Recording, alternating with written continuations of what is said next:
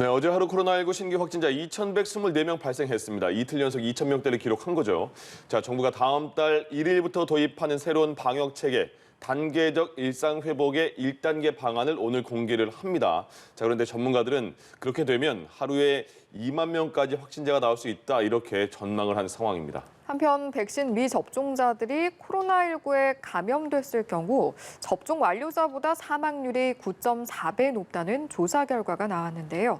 관련 내용들 정기석 한림대 성심병원 호흡기내과 교수와 함께 짚어보도록 하겠습니다. 어서 오십시오. 어서 오십시오. 안녕하십니까. 예. 이제 단계적 일상 회복에 점점 다가가고 있잖아요. 지금도 방역이 좀 완화된 상황인데 어제 오늘 발표된 거 보면 다 2,000명대 초반이 나왔습니다. 지금 이게 방역이 완화되면 확진자가 많아진다는 얘기는 많이 들었는데 지금 이 수치에 지금 상황에서 이 수치는 많아서 좀 걱정스러운 상황인 거예요? 아니면 이 정도는 적당한 걸로 볼 수 있을까요? 네, 뭐 아직까지 이 정도면 괜찮죠. 네. 뭐 결국 언젠가는 숫자는 계속 올라갈 수밖에 없는데요. 예. 아직까지 2차 접종을 완료하고 이제 그 소위 2주가 지나서 완벽한 면역을 가진 사람들의 숫자가 지금 증가하고 있기 때문에 그리고 또 아직 2차 접종이 또 올라가고 있기 때문에 그렇게 해서 이제 상쇄 효과가 서로 있겠죠. 예, 거리두기가 떨어지면 당연히 환자는 올라가는데 또 면역을 가진 사람이 늘어나니까 적당히 이제 누르면서 가는데 급격한 증가만 없으면 서서한 증가는 우리가 얼마든지 대비가 가능하기 때문에 그냥 주의 깊게 살펴나가면 되겠다 이렇게 봅니다. 헬로윈데이 얘기를 많이 해요.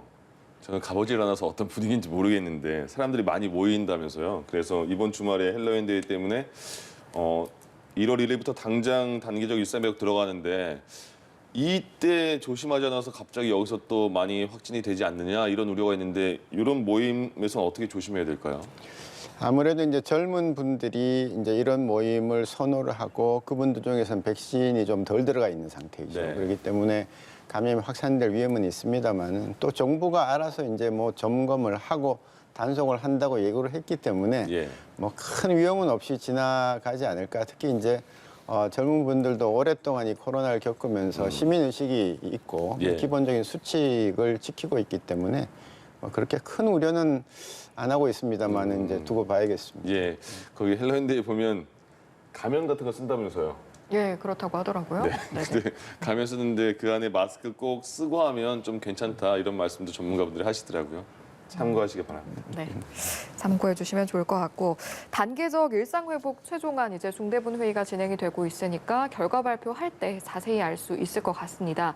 그런데 이제 김부겸 총리가 회의를 하면서 이야기를 조금 한 내용이 사적 모임은 접종 이력에 상관없이 수도권 10명, 비수도권은 12명까지 허용이 되고 코로나 확산 위험도가 높은 식당 카페에서는 미접종자 4명까지만 참석이 가능하다. 이 내용은 저희가 좀 미리 알 수 있었거든요. 어떻게 들으셨습니까? 뭐 합리적인 방향이라고 생각하고요. 그동안도 4+4이다가 이제 10명으로 했던 거고 특히 이제 마스크를 벗을 수밖에 없는 식당 카페를 중심으로만 그렇게 하고 나머지는 접종자이든 아니든 상관없이 10명까지 모일 수 있는 이런 정도이기 때문에 적당한 수준에서 지금 가고 있다. 저는 그렇게 보고 있습니다. 예, 단계적 일상 회복에 들어가게 되면 다른 나라 사례를 봐도 그렇고요. 우리나라도 어느 정도 완화 조치가 되면 확진자가 좀 올라가는 경향이 있지 않습니까?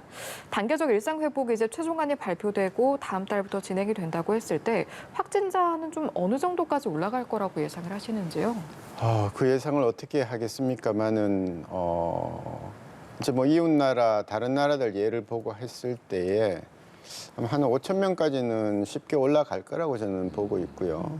지금 우리가 이제 2,500명 평균 선 약간 넘는 선에서 잘 막아냈습니다. 중환자라든지 뭐 치명률 이런 거 잘 막아냈기 때문에 2차 접종률이 올라가면 그와 같은 지표들, 즉 위중증 이완율이나 치명률이 저는 좀 떨어질 수 있다고 보는 것이거든요. 실제로 다른 나라에서 그렇게 나오고 있으니까. 그렇다면은 지금보다 한 2배 정도의 확진자가 발생하더라도 이 사회는 비교적 안정적으로 진행하지 않겠느냐라는 그런 생각이고요. 이게 눈덩이 같아서 100명이 200명 될 때는 2배가 되지만 1000명이 2000명 될 때도 2배가 됩니다. 그 숫자는 100명과 1000명의 차이긴 하지만서요. 근데 우리는 이미 2000명대 올라섰습니다. 그렇기 때문에 한 3000명이 지속되면 그 다음에 2배가 되는 6000명까지는 1000명에서 2000명 가듯이 쉽게 올라갈 수 있다고 보는 것이거든요. 예. 그래서 다른 어떤 선진국들도 그 나라가 그렇게 못해서 갑자기 지금 그 이후로 계속 뭐 하루에 5만 명이다, 10,000명이다, 독일 같은 10,000명, 영국 5만 명이 그렇게 못한 게 아닙니다. 예. 물론 여러 가지 단계 차이는 있지만 우리도 어느 정도 숫자가 올라가면 그 다음부터는 더 급속하게 눈덩이가 늘어나듯이 커지듯이 올라갈 것을 염두에 두고 이 방역 정책을 잘 조절을 해서 낮추고 조심스럽게 가기를 원합니다. 국민들도 물론 조심을 할 테지만 그러면 말씀하신 대로 11월부터 확진자가 늘어나는 거에 대해서는 어느 정도는 그 생각을 하고 있어야겠네요. 국민들이 한 3, 4천 명 됐다. 너무 많은 거 아니야 싶은 게 아니고 그 정도는 충분히 늘어날 가능성이 있고 그 정도는 우리가 대처할 능력이 된다. 이렇게 받아들여야겠네요. 네, 두 토끼를 다 잡을 수는 없습니다. 예. 우리가 방역이 완화돼서 일사생활을 즐기려면 환자가 늘어난 것을 감수를 해야 됩니다. 네. 다만 그 늘어나도 환자가만 늘어도 그로 인해서 정말 치명적으로 되는 분들 숫자가 그렇게 많지 않으면 우리 사회가 이 정도면 할 수 없지 뭐 그냥 다른 병으로도 다 이렇게 나빠지는 분이 있는데 이런 정도의 숫자만 된다면 환자가 아무리 느는 것은 사실 걱정할 것이 없죠. 뭐 독감철에 뭐 환자가 얼마나 많습니까? 그래도 예. 우리는 그냥 사회생활 꿋꿋이 마스크도 안 쓰고 다 사러 오지 않았었습니까? 네. 근데 지금은 개인 방역 수칙을 그만큼 잘 지키는 상태에서는 환자가 늘어나는 자체에 대해서는 두려워할 필요가 없습니다. 네. 다만 당국은 이 환자가 늘어났을 때에 이어지는 1, 2주 안에 이어지는 중환자실 입실, 그다음에 바로 이어지는 사망자 이런 숫자들이 우리 사회가 두려워하지 않을 정도의 숫자가 나올 수 있도록 미리 조정을 해나갈 필요가 있다는 거죠. 백신 패스에 대한 얘기도 이제 나오잖아요. 백신 접종한 분들에 대해서 조금 더 자유로운 활동을 보장하는 그런 느낌도 있고요. 근데 만약에 근데 하나 예를 들어서 헬스장 같은 경우에 불만이 좀 많은 것 같아요. 왜냐하면 백신 안 맞은 사람은 코로나19 검사 받아서 음성 확인서를 내면 된다. 근데 그 유효 기간이 48시간이다. 그러니까 매일 헬스장 다닐 거면 3일에 한 번은 백신 맞고 음성 확인서 내라. 이거 너무 심한 거 아니냐 이런 얘기가 있던데 어떻게 생각하세요? 저도 그 부분은 조금 수정이 필요하다고 생각합니다. 예. 오늘 아마 어느 정도 수정 사안이 나오겠는데요. 네. 특히 헬스장 같은 경우는 개인 건강을 위해서 가는 것이고 저도 헬스장에 뭐 자주 갑니다만 예. 아무래도 이제 젊은 분들은 마스크를 덜 쓰는 경향이 있어요. 이제 저 같은 나이 든 사람이 쓱 들어가면 마스크 벗고 있다 얼른 이제 올립니다. 올리는데 그래도 그런 부분만 조심해 준다면 이틀에 한 번씩 계속 음성 확인서를 받아서 가는 것이 과연 옳겠느냐라는 생각이 좀 들고 그러면 그 검사는 누가 다 합니까? 그러게요. 그다음에 특히 뭐 헬스장 같은 경우 말고도 다른 위험 시설들에도 다 음성 확인서를 이틀에 한 번씩 받고자 하는데 네. 클럽 가려고 매일 이틀에 한 번씩 계속 검사를 하고 이제 이렇게 한다는 것이 과연 사회가 좀 용인하겠느냐 뭐 이런 문제들이 있기 때문에 예. 좀 합리적인 방향으로 하고 일단은 뭐 1, 2주 정도는 또 개도 뭐 개봉 기간이 있다니까 이제 네. 그러면서 자리를 잡아가지 않을까 그렇게 기대합니다. 학교 같은 경우는 어때요? 지금 학교에서도 확진자가 학생들 좀 나오는 상황이잖아요. 좀 꽤 많이 나오는 상황인데 학교도 등교 수업을 빨리 하고 싶어 하고 있고 학생들도 빨리 학교를 가고 싶어 하는데 언제쯤 어떤 단계로 좀 조절이 필요할까요? 지금 사회가 이렇게 풀리면 학교는 무조건 열어야 된다고 봅니다. 예. 지금 이제 숫자를 갖고 학생들 숫자가 늘어난다 뭐 이렇게 얘기하면서 물론 보면 비중은 늘 수밖에 없습니다. 백신을 못 맞고 있는 아이들이고요. 그렇기 때문에 늘 수밖에 없는데 그 비중이 는다고 두려워해서는 안 된다고 봅니다. 왜냐하면 그 어린 아이들은 걸려도 사실 그렇게 많이 위중증으로 안 간다는 것이 지금까지 통계이고 우리나라에서도 그렇게 얘기를 하고 이해를 하고 있고요. 예. 그렇다면은 지금 1년이 아니라 2년째 지금 학교 가서 제대로 학교를 못 다니고 있는 그런 특히 이제 그 진입하는 학년들, 초등학교 1학년들, 그다음에 뭐 대학교 1학년 이런 이제 사람들이 학교를 계속 이런 식으로 이제 미룬다면은 아마 먼 훗날 네. 상당히 어떤 차이, 그러니까 그 동안에 이 우리가 쭉 시대가 흘러왔던 그런 어떤 개념의 차이, 통상적인 그런 어떤 통념의 차이 이런 것들이 발생할 수도 있기 때문에 네. 심각한 사회 문제가 될 수 있거든요. 그러네요. 그래서 저는 학교는 가장 먼저 열고 가장 나중에 닫아야 되는 기관이다 그렇게 주장을 합니다. 예. 그리고 추가적 접종에 대한 부스터샷 이야기도 좀 해보도록 하겠습니다. 어제 이제 정부가 방안을 발표를 했는데 추가되는 대상도 있었고요. 또 시행되는 시기도 당장 다음 달부터 예상보다는 좀 빠르다는 느낌도 드는데 그만큼 좀 부스터샷이 중요해졌다라는 의미로 받아들여도 되는 겁니까? 예, 처음에 정부는 6개월째에다 하겠다 했다가 지금 좀 서두르는 건데 이건 정말 잘하는 겁니다. 예, 아시다시피 그것이 mRNA 백신이 됐든 아데노바이러스 벡터 백신이 됐든 간에 델타에 관해서는요. 2차를 맞고 한 4개월 정도 지나면은 예방률이 50%에서 왔다 갔다 합니다. 그래서 지금 우리나라는 지금 4개월 지난 사람들이 꽤 많거든요. 예. 그러면 둘 중에 하나는 예방을 못 한다는 얘기죠. 네. 그래서 저는 얀센을 2개월째 지금 추가 접종하는 거 잘하는 것이고요. 그다음에 또 면역 억제자들도 2개월째 다 지금 이제 정부가 시행을 했습니다. 예. 굉장히 잘하는 것이고 나머지 부분들에 대해서 6개월까지 기다릴 필요가 없다. 우리나라는 특히 지금 mRNA 백신을 굉장히 많이 확보하고 있습니다. 아마 남아도 올 겁니다. 네. 이제는 그렇다면은 한 4개월 전부터 해서 원하는 사람에 의해서는 그냥 소위 추가 백신을 다 맞춰줘 나가는 것이 필요하고요. 왜냐하면 이제 우리는 겨울의 중간으로 들어가고 있어요. 예. 뭐 누가 뭐라 해도 겨울은 호흡기 바이러스의 계절입니다. 여러 가지 바이러스 때문에 힘들 수 있는데 코로나가 절대 예외가 아니죠. 그래서 미리 맞춰놓고 면역을 한껏 올려놓는 것이 크게 손해 볼 건 없다. 오히려 더 이번 이 3단계 방역 완화를 성공적으로 이끄는데 도움이 됐으면 도움이 됐지 절대로 잘못될 건 없다 그렇게 보고 있습니다. 예. 어떤 백신으로 추가 접종을 할 것인가 이것도 사실 많은 관심을 모았었는데 일단 기본적으로는 화이자와 모더나고 얀센 백신 접종자의 경우 원하면 또 얀센 백신 접종이 가능한가 봐요. 동일 백신으로 하는 것과 이제 교차로 하는 것과 좀 어떻게 다르고 효과는 어떨지도 많이들 궁금해하실 것 같거든요. 일단은 동일 백신을 하는 것이 대원칙입니다. 처음 맞은 백신을 두 번째 맞고 세 번째 맞고 얀센은 두 번째 맞고 하는 원칙인데요. 네. 이제 뭐 몇 번 거론이 됐지만 재밌는 연구가 나왔는데 소위 믹스앤매치라고 섞어서 맞은 경우에는 동일 백신을 맞는 것보다 최소한 항체가 더 많이 생기는 건 사실입니다. 예, 그러나 항체가 늘 많이 생긴다고 반드시 그쪽을 따라야 된다는 것도 아닙니다. 왜냐하면 처음 백신 맞고 괜찮은데 두 번째 다른 백신을 맞았을 때 거기에서 오는 부작용, 예, 굉장히 힘든 부작용들을 겪는 사람들이 있거든요. 예. 굳이 그 부작용을 감수하고 꼭 맞아야 된다는 것은 아니라고 보는 것이죠. 예.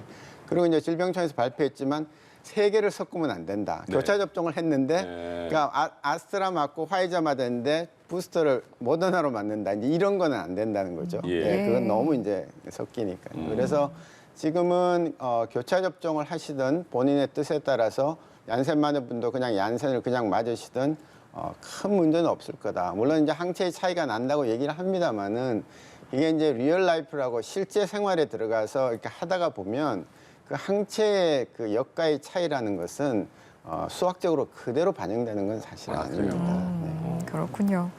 부스터샷 이야기를 하다 보니까 이 질문도 좀 드리고 싶은데 미국에서는 면역 체계 손상자들 같은 경우에는 코로나 백신 4차 접종까지 하라고 권고를 했더라고요. 이게 다시 말하면 면역력이 좀 약한 분들은 이제 역으로 생각해 보면 백신을 꼭 맞아야 된다라는 의미로 좀 받아들여도 되는 부분일까요? 예, 그래서 이미 이스라엘은 4차 백신 접종에 대해서 일찌감치 이 설파를 하면서 계속 갔었던 거고요. 이번에 보니까 미국에서도 이제 이런 얘기가 나옵니다. 그래서 이제 앞으로 우리가 계속 겪을 이 팬데믹이라는 것은 백신을 안 맞은 사람들의 팬데믹이라고 그렇게 얘기를 하는데 그 안 맞은 사람 중에서는 맞았지만 면역이 형성돼 있지 않는 사람들도 포함되는 겁니다. 네. 즉 우리나라 같으면 한 1,000만 명 정도 플러스 면역이 없는 사람들, 처음부터 면역이 없는 사람도 있습니다. 예. 우리가 단지 알지 못할 뿐이죠. 그러나 그 가능성은 아주 고령자라든지 면역을 못 만드는 사람들, 면역 억제를 하는 이런 분들 다 알고 있는 분들이기 때문에 그분들한테는 4차 접종까지도 해야 되고 사실은 그런 걸 위해서 우리 질병청에 있는 국립감염병연구소가 우리나라 사람들을 대상으로 한 자료를 내놔야 합니다. 예. 예, 이렇게 지금 70%를 2차를 맞춰놨으면 그중에 면역 억제자들을 골라서 이분들의 면역 형성 과정은 어땠는가 1개월, 3개월, 6개월 이렇게 해가지고 딱 내놓으면서 정책을 끌고 가야지 자꾸 남의 나라 거 갖고 지금 이렇게 짐작만 하고 가는 것은 적절치 못하거든요. 그러니까 말씀하신 대로 지금 그런 조사 자료 같은 게 대부분 미국에서 많이 발표가 됐고 그래서 우리가 피부로 와닿지 않은 상황이 있었는데 이번에 우리나라 접종자들을 대상으로 한 조사 결과가 나와서 이걸 한번 소개해드리면 백신을 아직까지 안 맞고 망설이는 분들에게 좀 좋은 판단의 기준이 될 것 같습니다. 백신 접종자와 미접종자에 대한